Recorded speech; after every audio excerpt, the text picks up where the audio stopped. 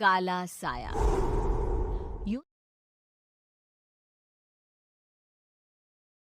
यूं तो बनारस घाट अपनी खूबसूरती के लिए बहुत प्रचलित है, पर घाट के किनारे कई राज लिए बैठे हैं। ये कहानी शुरू होती है बनारस के घाट के पास बने ममता निवास से, जहाँ प्रिया लाल जोड़े में ममता के घर उसकी बहू बनकर आती है। आओ आओ बहू, घर को अपने पैरों से पवित्र करो। ममता घर की दहलीज पार कर ही रही होती है कि अचानक एक बहुत गंदी सी बास पूरे घर में फैल जाती है।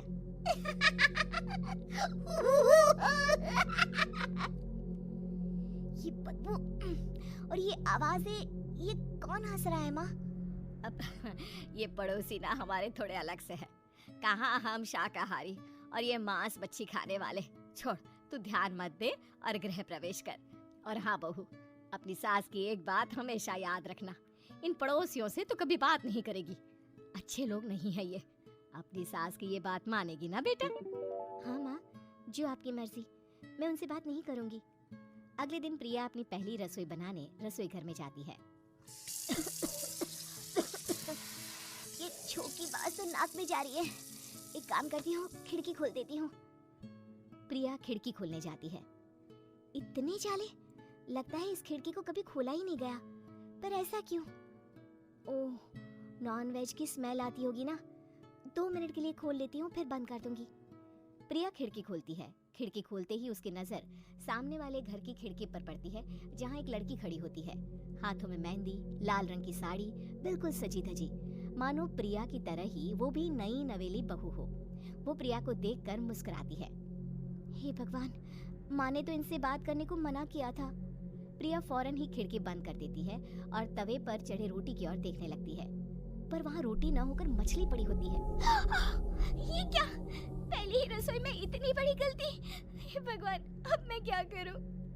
प्रिया बहुत डर जाती है और फौरन रसोई की सफाई करने और फिर सभी के लिए खाना बनाने लग जाती है। जब वो सबको खाना परोसती है, सब तो ठीक है, मैं बेकार में चिंता कर रही थी। हे भगवान, ऐसे ही बस अपनी कृपा बनाए रखना। रात के वक्त जब सब सो रहे होते हैं, तब प्रिया को पायल की आवाज सुनाई देती है, जिससे उसकी आंख खुल जाती है। ये पायल की आवाज कहाँ से आ रही है? प्रिया उठकर उस आवाज के पीछे छत की सीढ़ियों तक जाती है। तभी उसे बच्चे के रोने की आवाज आती है। प्रिया छत पर जाती है तो क्या देखती है? वही लाल साड़ी वाली लड़की अपनी गोद में एक नवजात बच्चे को घुमा घुमा कर सुला रही है।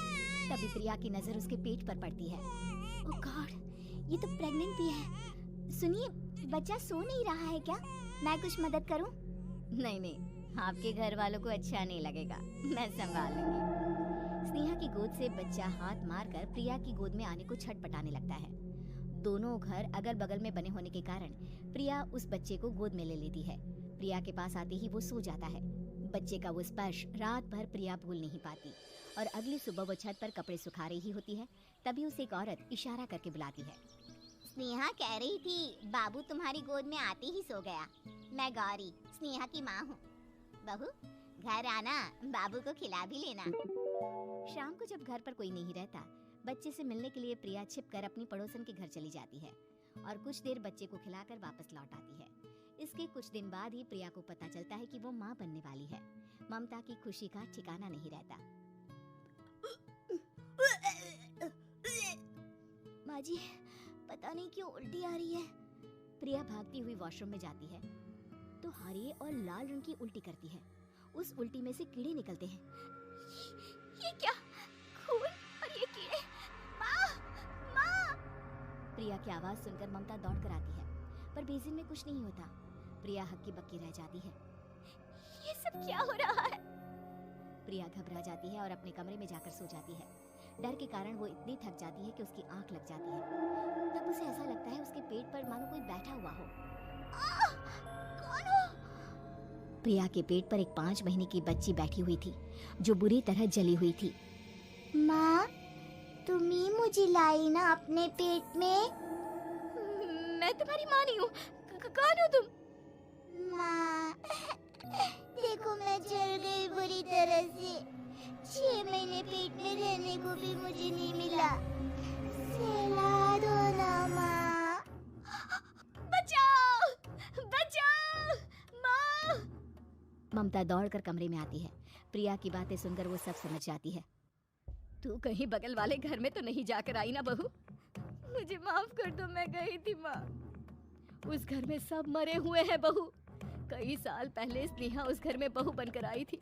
कुछ ही दिन में वो एक बच्चे को जन्म देने वाली थी।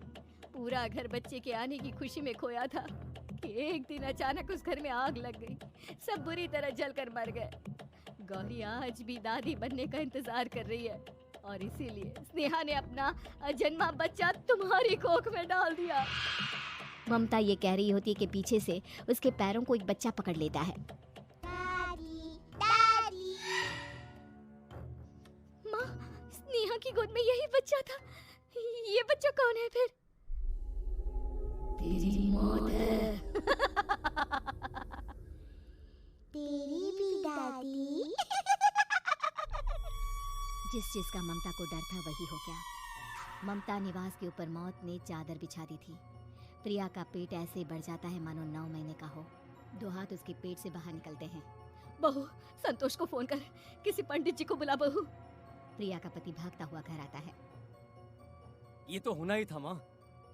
तेरा पाप तेरे सामने आ गया तो तू सह नहीं पा रही है।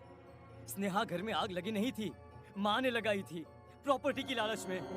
और वो बच्चा मेरी पहली पत्नी का बच्चा है, मेरा बेटा, जो कि उस आग की चपेट का शिकार हो गया था। मैंने तुमसे ये सब माँ के कहने पर छुपाया था। मुझे माफ कर दो प्रिया। तुम अगर चाहो तो यहाँ से जा सकती हो। मैं तुम्हें किसी भी बंधन में रखना नहीं चाहता। मेरी शादी हुई है आपसे, मैं आपको छोड़ नहीं सकती, पर उससे पहले हमें स्नेहा, उसकी माँ और बच्चे की आत्मा की शांति करवानी होगी। संतोष और ममता गौरी के घर जाते हैं। अंदर सब कुछ जला हुआ होता है। जमीन पर जली हुई लाशें बिखरी हुई थी। ममता रो रो कर अपनी करने की माफी गौरी से मांगती है। प्रिया स्नेहा के घर वालों का अंतिम संस्कार करवा देती है और ममता निवास फिर से आत्माओं के साए से मुक्त